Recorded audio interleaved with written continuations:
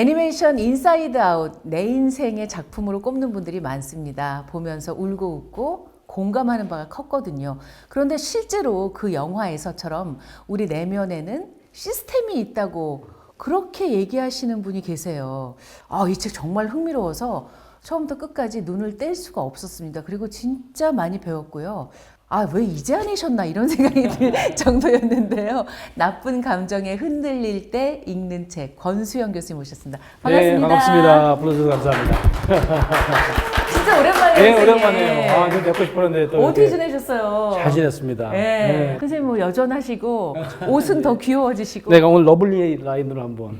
너무 잘하셨어요. 그래서 예전에 이렇게 안 입으셨는데. 그러니까요. 네. 이게 딸이 작년 생일 선물로 사줬는데 이게 겨울에 입어야 되잖아요. 이번 겨울에 안 입었다고 그래갖고 내가 입었다 오늘. 따님을 위한. 아니 근데 따님이 진짜 센스가 있는데요. 그러니까요. 뭐 하여튼 뭐 저한테는 안 어울리는. 아니에요. 오늘 안경하고 같이 너무 잘 어울리죠. 감사합니다. 감사합니다. 선생님이 사실 저는 책을 자주 쓰시는 분인 것도 알고 있었고 또 뭘 하시는 분인지도 알고 있었는데 이 책은 너무 좋아서요. 제가 주변에 한 100명한테 선물하고 싶은 책이에요. 아유, 감사합니다. 진짜 많은 분들이 관심을 가지실 것 같고 제목에서 일단 훅 끌려요, 선생님. 네, 그래요. 다행이네요. 네. 사실 이 나쁜 감정이 사실은 우리가 평소에도 엄청나게 많이 느끼고 살아요. 그 5가지 감정이 나오잖아요, 인사이드 아웃에. 그게 사실 어떤 학자가 모든 인간이 갖고 있는 5가지 기본 감정. 거기 6가지로 하면 거기에 이제 서프라이즈가 들어요. 놀람. 네, 놀람 빼고 그 5개 갖고 쓴 거거든요. 이제 2부는 좀 더 많아질 텐데 이 5개 중에요. 나쁜 감정 한번 찾아보세요. 슬픔이, 버럭이, 까칠이, 소심이. 다야. 기쁨이 빼고 다네요, 진짜. 다야. 어머, 진짜. 그러니까 우리 인생이요. 나쁜 감정만 꽉 차 있는 것 같은 느낌이에요. 어머. 그러니까 이제 나쁜 감정에는 무조건 흔들려야 된다 그러면 우리 삶이 흔들리게 돼 있어요. 그러네요. 그렇죠? 그러니까 이제 제 생각에는 이게 우리나라 사람들이 왜 이렇게 불행하다고 느끼는 분이 많을까? 이게 사실 감정 때문이잖아요. 근데 이 기쁨만 갖고 살 수가 없는데 나쁜 감정도 이게 왜 우리에게 일어나는지 그 신호를 잘 알면 훨씬 더 행복하게 살 수 있는데 그런 생각을 한 거죠. 그래서 나쁜 감정이 흔들리면 삶도 흔들리고요, 국가도 흔들려. 그렇겠네요. 최근에 제 소속 대학에서 지속 가능 발전 포럼이라는 걸 했어요. 그래서 굉장히 세계적으로 유명한 분이 많이 오셨는데 국제적으로 이렇게 저희 문제를 보는 분 중에 많은 분들이 우리나라의 정신건강 문제는 국가 존망을 논할 정도로 심각하다. 잘못하면 나라 망하겠다 할 정도로 우리가 불행을 느끼는 분이 많은데 어쩌면 나쁜 감정에 흔들릴 때 어떻게 해야 될지 잘 모르는 분들이 너무 많은 거죠. 거의 다죠, 거의 다. 다인 것 같아요. 그죠? 그래서 사실은 좀 우리나라 사람들이 행복할 수 있는 가능성이 되게 높은 민족들이에요. 관계를 굉장히 중요하게 생각하고요. 그다음에 이제 먹을 거가 우리를 행복하게 한대요. 맞아요. 이거 아니라고 하는 심리학자는 본 적이 없어요. 우리나라처럼 치킨의 종류가 많은 나라 얘기해 보세요. 없어요. 그리고 계속 개발하는 게 너무 놀랍지 않습니까? 그러니까요. 그리고 뭐 어디 여행만 갔다 오면 한국 음식이 최고잖아. 맞아요. 그래서 사람 좋아해. 음식 많어. 맛있는 음식 많어. 왜 안 행복하냐고 우리가. 노래방 많아, 흥 많아. 이게 숙제예요. 이거 왜 해결이 안 돼요? 그러니까 사실은 이제 감정을 좀 잘 이해할 수 있는 우리가 되면 훨씬 더 행복해지지 않을까 그런 생각하는 거죠. 그러니까 우리가 기준이 또 너무 높아. 그러니까 이제 우리가 관계주의 문화, 뭐 그렇게 얘기를 많이 하는데 집단주의 문화에서는 다른 사람 눈치를 볼 수밖에 없는 문화예요. 그러니까 관계를 중요하게 생각한다는 뭔 얘기냐면 다른 사람이 나를 어떻게 볼까를 굉장히 많이 신경 쓰는 나라거든요. 개인주의 국가는 그렇지 않아요. 뭐 자기만 신경 쓰고 남 신경 안 써요. 그리고 옷도 뭐 아무렇게나 입고 다니고 그래도 뭐 아무렇지도 않은데 우리는 뭐 굉장히 신경 많이 쓰잖아요. 맞아요. 기준이 높은 민족이야 우리가. 그래서 어느 연구자가 전 세계적으로 이제 외부 기준이 굉장히 엄격한 나라의 순위를 매겼는데 우리가 굉장히 상위권이에요. 어떤 순위는 뭐 65개국 중에 우리 9위인데 그 앞에 있는 나라들은 다 이슬람 국가더라고. 엄격하고 아주. 그러니까요. 그러니까 그런 타이트한 문화랑 우리가 비견할 만큼 그런 나라 빼면 우리가 거의 국가 1등이야 1등. 그런 정도로 우리가 눈치 많이 봐야 되고 말씀하신 것처럼 이제 내 자신을 그 기준에 맞춰야 되는 삶을 살다 보니까 행복하지 않은 거죠. 유연성이 떨어지고 자유도 좀 없어 보이고. 그게 우리에게 참 행복감을 떨어뜨리는 또 다른 요소인 것 같긴 해요. 맞아요. 그래서 저는 사실 요즘 많이 힘들어하는 젊은이들도 그렇고 중년들도 너무 힘들어하고 사실 맞습니다. 안 힘든 연령대가 없네요. 노년들도 힘들어하시니까. 맞아요. 그러니까 이제 노년분들도 그렇지만 이제 그 사회 허리라고 하는 분들 이제 40대, 50대 이렇게 볼 수 있는데 이제 국가에서 이렇게 지표 여러 가지 내는 것 중에 이게 혼자 계시다 돌아가시는 고독사 통계를 내잖아요. 제가 여쭤봐요, 강연할 때. 네, 어느 나이대가 제일 많을 것 같냐고. 고독사 하면 다들 한 70대, 80대 제일 많지 않을까? 아니에요. 50대가 제일 높고. 그러니까 이게 국가의 허리라고 볼 수도 있는데 이런 분들이 사실은 그때부터 사회적 기준을 못 맞추고 회사에서 나오게 되고 그러면서 나는 무가치해라고 하면서 흔들리기 시작하시는 거죠. 그러게 말입니다. 말씀하신 것처럼 좀 국가 전체적으로 우리가 조금 좀 새로운 행복을 위한 어떤 맞아요. 운동 같은 거 해야 되지 않을까 싶어요. 진짜로. 진짜 우리 해야 되고요. 진짜 조금씩만 개인이 행복해져도 나라 전체가 달라질 것 같고 일단 내가 행복해지려면 말씀하신 것처럼 외부의 시선으로 나를 볼 게 아니라 내가 나를 봐야죠. 그래서 선생님 이제 이 책으로 들어가 보면 이제 내면에는 시스템이 있다. 그것은 마치 가족 구성원들이 다 다른 것과 같다. 그렇게 시작을 하시더라고요. 그게 무슨 말인지 알겠어요. 그러니까 이제 우리가 그 내면에도 가족 같은 시스템이 있다는 거예요. 그러니까요. 감정으로 예를 들면 우리 안에 있는 감정도 하나의 어떤 가족 구성원 같다고 보는 거죠. 그래서 이제 시스템을 얘기할 때 제일 많이 하는 말 중에 하나는 가족 시스템이거든요. 그 시스템은 단체랑 좀 다르게 얘기하는 거예요. 단체는 그냥 이렇게 5명이 모으면 단체가 되는데 시스템이라고 하는 유기적. 생물 같은 거예요. 이 안에서는 이제 엄청난 역동이 일어나고 그러니까 이제 우리 안에 있는 감정도 하나만 있다고 생각하면 안 되는데 우리가 감정에 딱 사로잡히면 그 감정을 꽉 차 있다고 생각하는 거죠. 화가 나면 나를 화를 꽉 차 있어 이렇게 느끼는 거죠. 근데 사실은 알고 보면 화도 여러 구성원 중에 한 명일 뿐 우리 안에 있는 전체 가족을 볼 수 있는 눈이 생기면 훨씬 더 이제 화가 이런 기능을 했었던 거구나 그걸 알게 된다. 그러니까요. 근데 지금 이제 말씀하신 것처럼 갑자기 내가 화가 버럭 났을 때 그러면 정말 버럭이가 나의 강경파 감정이었는데 사실 버럭이가 앞에 나온 건 뭔가 보호하려는 온건파 감정이 안에 숨어 있다고 하셨잖아요. 그러니까 이제 우리가 시스템이나 조직을 뭐 다 얘기할 때 목소리 큰 사람이 있어요. 맞아요. 그죠? 목소리 작은 사람이 있고. 그럼 우리는 얼핏 보면 저게는 목소리 큰 사람만 보이는 거지. 아닌 거죠. 사실 알고 보면 목소리 작은 사람도 있는 거죠. 그러니까 이제 가족 상담을 하다 보면 가족 상담에서 목소리 큰 사람들이 있어요. 있죠. 그런 사람들이 왜 웃으세요? 피디님 왜 웃으시지? 너무 크게 지금 웃으셨는데요? 목소리 큰 사람은 사실 그 상담 신청한 사람이에요. 그래서 나머지 사람들 끌려와. 왜 또 상담을 받자는 거야. 제일 먼저 하는 게 뭐 자기가 막 소개하고 난리 나요. 그러니까 각자 좀 얘기를 좀 듣고 싶은데 아이는 거기서 저희 뭐 벌쓰듯이 앉아 있잖아. 그러니까 애기한테 좀 물어보려고 그러면 아니 제가 말씀드릴게요. 얘네들이 말을 잘 못해. 그리고 자기가 또 얘기를 하고 남편도 뭐 띄엄띄엄 얘기하면 당신은 말도 하나 못한다고 자기가 얘기를 해. 그럼 강경파밖에 안 보이잖아요. 그러면 뭐 여러분 뭐 바로 아실 거예요. 가족 상담 사람 누구 얘기를 들으려고 하겠어요. 엄마 얘기만 들어서는 안 되는 그럼요. 아이 얘기를 잠깐만 좀 가만 계세요라고. 근데 이제 야단쳐도 안 돼. 왜냐하면 이렇게 목소리가 큰 사람은 다 이유가 있어요. 불안한 사람이야.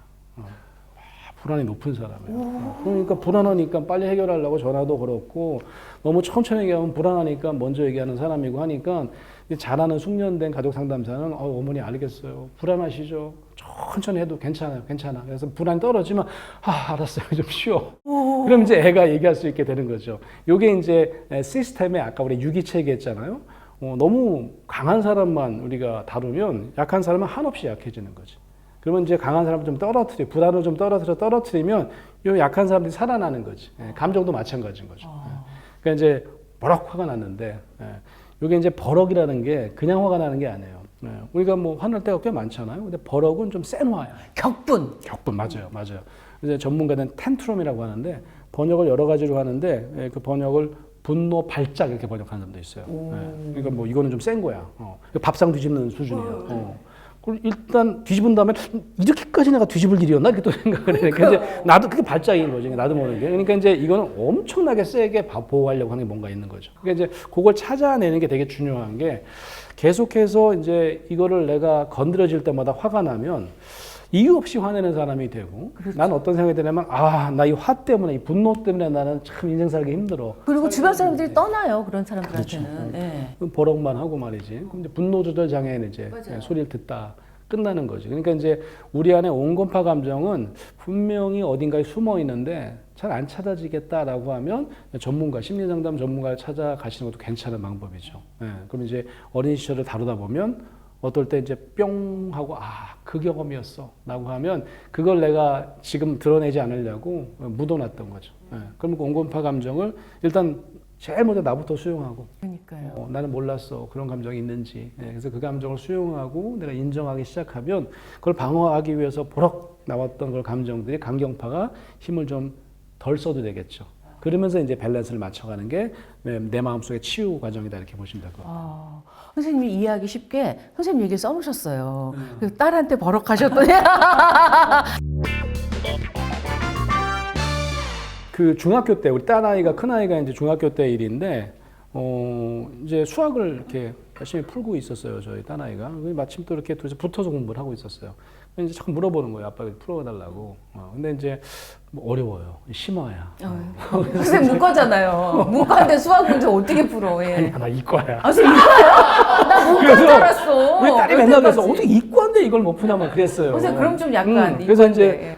그날은 이렇게 보니까 야 이거 너무 심한해서 아빠 진짜 못 풀겠다. 그런데 이제 이 아이는 제가 이제 풀 수 있는데 이제 자기한테 귀찮아서 귀찮든지 이런 줄 알고 아니, 알았어. 그럼 등을 돌리면서 대학 교수가 이딴 것도 몰라 그러더라고. 갑자기 허가 벼락같이 난 거죠 제가. 그래갖고 그냥 얘가 이게 등짝을 돌리는데 갑자기 내가 돌렸어 다시. 야 너 뭐라 그랬냐? 아빠한테 이게 무슨 소리냐 했더니 얘가 좀 놀란 거예요. 그 얘가 뭐라 그러냐면 아빠 이 정도로 화나실 일은 아닌 것 같아. 이 정도로 화나실 일은 아닐 것 같은데 그래. 이야! 막 그랬는데 아이가 이제 잽싸게 얘기하더라고. 내가 이 얘기 한두 번 한 것도 아닌데 이렇게 얘기한 거죠. 그러고 보니까 띵 내가 그런 얘기 엄청 많이 들었거든요. 장난을 하도 잘 쳐갖고 딸이 그런 얘기 맨날 했던 거예요. 대학교사 이딴 것도 몰라? 그러면 야 대학교사 다 아냐? 난 내가 아는 것만 안다 이랬어요. 선생님 되게 귀엽게 노시네요. 네. 근데 그날은 왜 그런 거냐 도대체. 그러니까요. 내가 봐도 이상한 거지. 이제 그럴 때는 내가 이제 뭔가 숨겨진 감정을 방어하느라고 얘가 튀어나왔나 보다. 그래서 일단 방을 나온 거지. 뭐지 하고 나온 거죠. 네. 그러니까 멀리 생각할 것도 없이 그날 있었던 일이 생각나요. 그러니까요. 그날 이제 수업 시간에 이제 여러 과 학생들이 같이 듣는 수업이었는데 학생 하나가 이제 질문을 하는데 다른 과 학생이었어요. 그래서 이제 내가 질문을 이렇게 대답을 잘 해줬는데 아닌 것 같다, 뭐 이런 것 같아 표정이. 그래서 내가 2번 설명을 했어요. 그랬더니 또 이래요. 그래서 내가 3번째 설명하려고 했더니 그만하시죠 이러는 거예요. 그래서 내가 학생이? 학생이 이제 그만하셔도 내가 이제 걔는 뭐 특별한 뜻이 아니라 이제 자기만 너무 시간을 많이 쓰니까. 그래서 내가 오케이. 그래서 내가 끝나고 알려드릴게. 기다리셔요. 이렇게 하고 이제 했어요. 전혀 화가 나지 않았어. 네. 그때는. 끝났어. 끝나는데 이게 좀 이렇게 계단식 강의실이었거든요. 네. 이제 얘가 그 뒤에 앉아 있어. 문간 쪽에 앉아 있었어요. 나가더라고 그냥. 기다리라는데? 기다리고 있는데 그래서 내가 막 쫓아나갔지. 내가 얘기해 준다니까. 됐거든요. 그랬더니 가는 거야. 등을 돌리고 가는 거예요. 학생이? 그러니까 아마 뭐 바쁠 수도 있잖아. 다음 수업이거나. 그러니까 뭐 괜찮다고 그러면서 가는 거예요. 근데 뒤에서 키득키득 소리가 들리는 거야. 아마 마음의 소리인지 모르겠어. 이제 우리 과 애들이 그런 소리가 들리는 거죠. 뭐 천하의 권수영 교수도 저렇게 당하는구나. 막 키득키득 하는데 너무 창피한 거야. 내가 돌아볼 수가 없더라고. 막 얼굴이 화끈거려갖고 무조건 달려갖고 이제 그 지하였는데 엘리베이터 타고 3층 제 연구실 올라왔어요. 너무 창피하고 막 그러는데 그럴 때 이제 우리가 쓸 수 있는 게 있어요.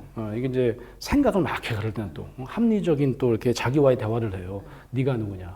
네가 대학 교수인데 뭐 그런 거 갖고 하나 흔들리고 그래. 너 그것도 마침 또 제가 그 우수 강의 교수상 탄 게 있어. 그걸 또 이렇게 읽어보는 거죠. 3개나 되네. 그래갖고 야 너는 우수 강의 교수상 탄 사람 3번이나 탔는데. 3번이나 탔는데 뭐 그래 괜찮아 막 그런 거죠. 그래서 겨우 이제 내가 그 창피함, 그 수치심을 이렇게 내려놨지. 근데 딸아이랑 얘기를 했는데 딸아이가 대학 교수에 있던 것도 몰라? 그러면서 등을 돌리는 순간 내가 오늘 겨우 가라앉혀놨던 수치심이 또 올라올 수도 있죠. 아까 그 학생 등 돌리고 갔던 학생. 벼락같이 확 가는 거지. 그러니까 이제 내가 이게 오늘 좀 창피한 거를 좀 풀었어야 되는데 예를 들면 조교 선생님 불러갖고 야 오늘 내가 이런 애 만나는데 야 뒤에서 애들이 웃더란다 창피해 죽는 줄 알았다 아유 교수님 요즘에 그런 애들 많아요 이렇게 했었어야 되는데 그러니까. 내가 이거 숨겨놓은 거죠. 내가 안 느낄래. 너 나오지 마 이렇게 한 거지. 그러니까 그런 면에서 이제 딸아이한테 내가 너 때문에 화난 게 아니었어. 그렇게 얘기를 한 거죠. 그랬더니 그런 거 같더라. 자기도. 왜 이렇게 화를 내고 그러는 거예요. 중학생인데 애가. 그래서 내가 그랬죠. 사실은 내가 좋은 교수가 되고 싶은 마음이 많거든. 아빠는 그런 바람이 많거든. 오늘 내가 2번, 3번 이렇게 대답을 해줬는데 그렇게 등을 돌리고 아이가 가더라. 그래갖고 내가 말했지. 울음이 나오려고. 그러니까 애가 안아주더라고. 아빠 많이 힘들었네. 뭐 이게 사실은 진짜 감정인 거예요. 그죠? 와. 그러니까 이런 감정이 진짜 감정인데 이걸 우리가 잘 못하고 사는 거죠. 화만 내면 여기에 이제 또 그 우리가 기여를 바꿔요. 너는 지난번에도 싸가지 없이 굴러라 그래갖고 뭐 없는 거 있는 거 다 끌어다가 그렇죠. 내가 화났다는 이제 정당성을 부여해야지 얘한테. 그렇죠. 뭐 숙제 다 끝나봐 뭐 난리치는 거지. 그러면 안 된다는 거지. 네, 그러면 안 된다는 건데 우리 안에 절대로 한 감정만 있지 않다. 강경파 감정에 우리가 휘둘릴 때 절대로 그거 하나만 있지 않다는 걸 좀 아시면 훨씬 도움이 되겠죠. 그러니까요. 그러면 선생님이 그 내 안에 마음의 내시경으로 내 안을 들여다보라고 하시고 그다음에 그 안에는 매니저가 있다고 하셨어요. 이게 내시경 하면 확실하게 알잖아요. 우리 안에 뭐가 이렇게 뭐가 있는지도 폴립 알고 있고. 뭐 잘라내기도 하고 뭐. 근데 마음은 그런 게 없잖아. 그래서 이제 제가 상상을 한 거죠. 마음을 들여다보는 내시경이 있다면 얼마나 좋을까. 근데 가능해요.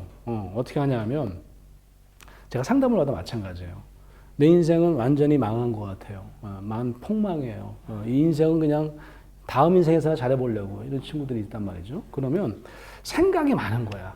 나는 해도 안 될 것 같아요. 뭐 이런 생각 저런 생각 그만하라 그래 제가. 사실 감정이거든요. 우리나라 사람들은 감정도 다 생각이라고 그래요. 맞아요. 나는 왜 살아야 되는지 아무리 생각해도 모르겠다라고 하면 무기력에 빠져 있는 거예요. 근데 무기력이라고 느끼지는 못하고 그런 식으로 얘기를 하는 거지. 그럼 생각하지 마시고 그냥 눈을 감으시라고 그래요. 눈을 감으시라. 그럼 이제 마음의 내시경을 내가 이제 우리 마음 속에 어떤 감정인지 한번 우리가 살펴봅시다. 잘 안 느껴질 텐데 한번 느껴보자고. 그러려면 렌즈가 어떤 렌즈여야 되냐면 되게 궁금한 호기심의 렌즈를 해야 돼요. 이걸 내가 어떤 감정이 있나 또 내 안에 딱 더러운 것만 있겠지 뭐 이렇게 부정적인 판단을 하면 뭐 분노 있고 뭐 있고 분노도 나쁘다고 생각하면 안 되고 분노 감정이 있으면 화가 났네. 그 안에는 조금 창피한 감정도 있네. 억울한 느낌도 있네. 그걸 찾아내는 거예요. 이게 굉장히 중요해요. 왜냐하면 우리가 사실은 내면 안에 굉장히 많은 감정이 있는데도 사실 못 느끼고 살아요. 그래서 이 명상도 되게 비슷한 것 같아요. 이 명상도 보면 판단을 좀 내려놔야 돼요. 그 분별심이라고 하더라고요. 그러니까 뭘 분별하고 이건 좋고 나쁘고 이게 떠나서 그냥 그래서 이제 명상에서도 미러 마인드란 말을 쓰더라고요. 거울 같은 마음.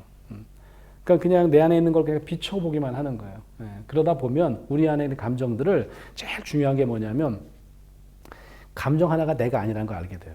그죠? 왜냐하면 내 안에 분노 감정이 있는데 분노만 있는 게 아니고 여러 가지 감정이 있잖아요. 그동안 어떻게 생각했냐면 분노가 나라고 생각했어요. 난 앵그리맨 이렇게 생각을 한 거죠. 내가 우울감에 빠져요? 그럼 나는 우울증 환자 이렇게 하고 산 거지. 근데 아니에요. 우리 안에 굉장히 다양한 감정이 있기 때문에 그래서 이제 어떤 감정이 올라오면 이게 마음의 내시경 떠올리면 내가 화가 났구나. 이건 나쁘다고 판단할 일도 아니고 화가 났네. 그럼 궁금해해야 되는 거죠. 이게 왜 났을까? 또 다른 감정을 내가 방어하려고 나지 않았을까? 이런 걸 우리가 생각해 볼 수 있게 되는 거죠. 그래서 우리 안에 사실은 되게 우리를 힘들게 하는 목소리들이 있어요. 그걸 이제 심리학이나 뭐 상담 심리학 이런 데서는 이제 이너 보이스. 그래서 내 안에 너는 안 되게 돼 있어. 내면의 소리. 내면의 소리가 막 들려요. 주로 네거티브한 거예요. 그러니까 이제 그거를 이제 어떤 이제 그 임상가들은 이제 비합리적인 신념이다. 이건 생각이라고 해요. 목소리니까.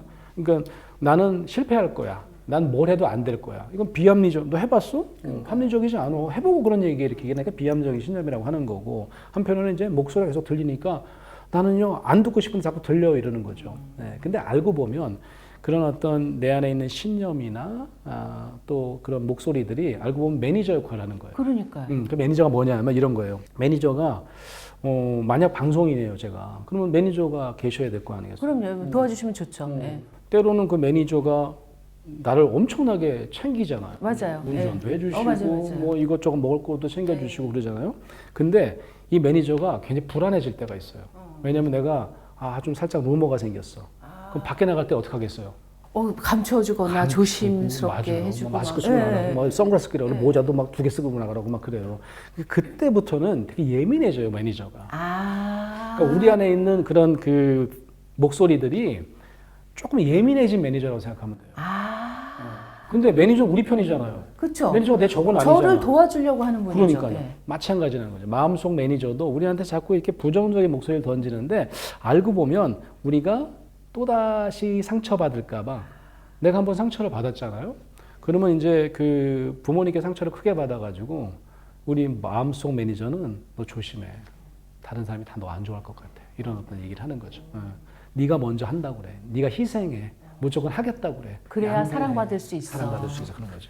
그러니까 따지고 보면 내 안에 있는 비합리적인 신념 이런 이너보이스는 예전에는 그걸 없애야 된다고 생각했어요. 상담학에서.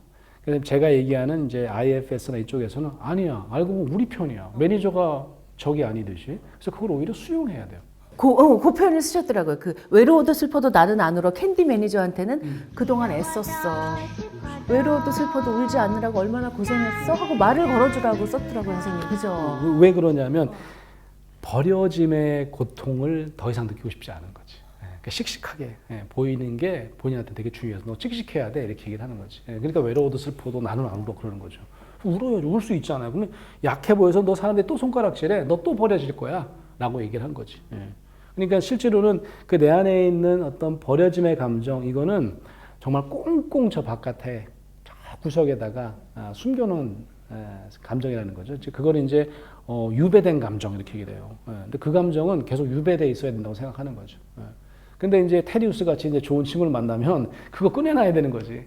내가 사실 그동안 뭐 엄청나게 외로웠고 진짜 버려짐의 고통 때문에 테리는 나쁜 힘들었어. 남자였다니까. 테리우스는. 그렇죠. 안소니가 착한 애였어요.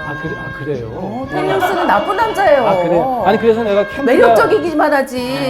캔디가 하여튼 굉장히 중년에 고생했다는 얘기가 있더라고요. 아우 고생했을 거야 진짜 테리우스 만났으면 진짜. 그러니까 이제 어쨌든 이제 그 매니저조차도 숨겨진 감정을 보호하는 그런 어떤 보호자 역할을 한다는 거죠. 그러니까 우리 안에 뭐 그런 비합리적인 신념들, 부정적인 목소리들 이게 알고 보면 우리 안에 다 있어야 될 것들이다라고 하는 거죠. 그래서 왜 가족 구성원이 이제 여러 명이 있으면 왜 4명 가족이라고 얘기를 했냐면 가족에 좀 우리를 힘들게 하는 사람이 있어도 그 사람이 없어져야 될 사람은 아니잖아, 그죠? 꼭 있죠. 그런 언니나 동생이 꼭 있어요. 그렇지만 우리가 함께 조절하고 조율해야 될 대상이지. 인연을 끊어내거나 뭐 이런 수 없는 거죠. 그러니까 이제 우리 안에 있는 그런 부정적인 생각, 감정 이런 것도 다 우리를 위해서 존재한다는 생각을 갖고 내면을 판단하지 않고 보는 것. 어떤 면에서 이 임상 이론은 꽤 명상적이에요. 그래서 명상이라는 게 그런 아까 얘기한 부정적인 생각, 분별지를 없애면 굉장히 마음의 평정심이 찾아온다라고 하는 거거든요. 제가 이제 예전에 이제 다른 책에서 그런 얘기를 한 적이 있거든요. 관계도 거리두기가 필요하다. 그러니까 이제 처음에 참 이해를 못 하시더라고. 사회적 거리두기 딱 나온 다음에 내가 이런 제목으로 책을 내야 되겠다 생각했던 건데 그게 뭐냐면 우리가 이제 사회적 거리두기 하잖아요. 그럼 우리는 어떻게 생각하냐면 너 절로 가. 나는 너랑 좀 멀어질 거야 이런 거잖아요. 2m 뭐 3m. 개인주의 문화가 관계는 우리보다 좀 덜 끈적거릴 수 있으나 거리가 있어요. 경계가 있어요. 근데 우리는 이제 선 넘지 마 이런 얘기를 왜 하겠어. 선 넘으니까. 좀 개인주의 문화의 영향을 많이 받다 보니까 젊은 세대들은 아니 뭐 노크도 안 해. 뭐 들어와서 뭐 갑자기 벌컥벌컥 들어와서 뭐 뭘 찾고 갖고 그러니까. 뭐 하는 거야 난 자고 있는데 내 내 방인데. 그랬더니 또 내 방이라 그러면 이게 왜 네 방이야 우리 집이지 막 이러고 또 이거 환장하는 거지. 저는 그렇게 생각해요, 선생님. 사람이 제일 궁금한 건 자기인 것 같아요. 뭐 누구도 아니고 그냥 내가 제일 궁금한 것 같아요, 사람들은. 그죠? 평생 나를 알아가는 것 같아요. 맞아요. 그런 면에서 나를 찾아가는 게 굉장히 중요한데 감정도 한번 그렇게 해보시다. 감정을 이렇게 만나보고 내 감정을 이렇게 판단하지 않고 이렇게 거울처럼 비춰보는 것 이게 우리 마음을 좀 이렇게 평정심을 갖는 데 굉장히 도움이 된다라고 하는 거죠. 선생님 진짜 좋은 책을 펴내신 만큼 제 생각엔 마이금에도 나오셨지만 강연을 많이 다니시고 이 책의 내용을 사람들한테 많이 좀 알려주셔야 될 것 같아요. 그래요. 감사합니다. 감사합니다, 예, 선생님. 박수 보내주세요. 감사합니다. 너무 재밌죠? 너무 재밌죠? 선생님 진짜 너무 재밌다니까. 제가 진짜 좋아요, 그래서 선생님.